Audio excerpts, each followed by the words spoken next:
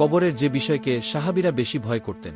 কবর জীবনের সূচনা হয় মৃত্যুর মাধ্যমে, শুরু হয় ওপারের অনন্ত জীবন। মৃত্যু যে কোনো মুহূর্তেই আসতে পারে।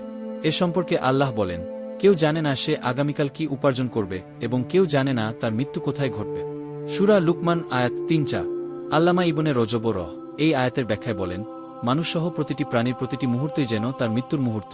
এজন্য রাসূল সাল্লাল্লাহু আলাইহি ওয়াসাল্লাম বলেন, হে মানব, মৃত্যু আসার আগেই মৃত্যুর জন্য প্রস্তুত হও। মুস্তাদরাকে হাকেম হাদিস ৮৯৪৯। কিছু মৃত্যু জগৎ আলোড়িত করে, প্রতিটি মানুষকে শোকের সাগরে ভাসিয়ে যা। আর কিছু মৃত্যু মানুষকে স্বস্তি দেয়, জুলুম অত্যাচারের অবসান ঘটায়।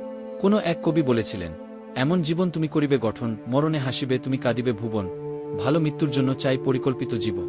আর এজন্য প্রয়োজন আল্লাহর রহমত বা বিশেষ দয়া। আল্লাহ তাআলা কোনো বান্দার মঙ্গল চাইলে তাকে যোগ্য করে তোলেন। সাহাবায়ে কিরাম জিজ্ঞেস করলেন, হে আল্লাহর রাসূল, কিসের যোগ্য? রাসূল সাল্লাল্লাহু আলাইহি ওয়াসাল্লাম বলেন, মৃত্যুর আগে বেশি বেশি নেক আমল করার তৌফিক দিয়ে ওই ব্যক্তিকে আল্লাহ জান্নাতের যোগ্য করে তোলেন।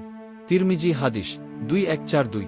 মুমিন মাত্রই আল্লাহর প্রতি এই সুধারণা পোষণ করবে যে তিনি অবশ্যই মৃত্যুর সময় বান্দার কষ্ট কমিয়ে দেবে। কারণ আল্লাহর প্রতি যে যেমন ধারণা করবে আল্লাহ তার সঙ্গে তেমন আচরণই করবে। এক হাদিসে কুদসিতে আল্লাহ বলেন, আমার সম্পর্কে আমার বান্দার ধারণা মোতাবেক আমি আচরণ করি, আমি তার সঙ্গে থাকি। বুখারী হাদিস ৭৪০। অন্য হাদিসে জাবির বলেন, রাসূলুল্লাহ এর মৃত্যুর ৩ দিন আগে তাকে আমি এ কথা বলতে শুনেছি যে, তোমাদের সবাই যেন আল্লাহর প্রতি উত্তম ধারণা পোষণরত অবস্থায় মারা যায়। মুসলিম হাদিস ৭১২১।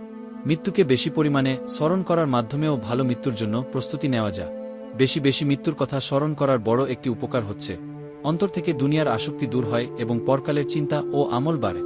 রাসূল সাল্লাল্লাহু আলাইহি ওয়াসাল্লাম বলেছেন, সব ভোগোপভোগ বিনাশকারী মৃত্যুর কথা তোমরা বেশি বেশি স্মরণ করো।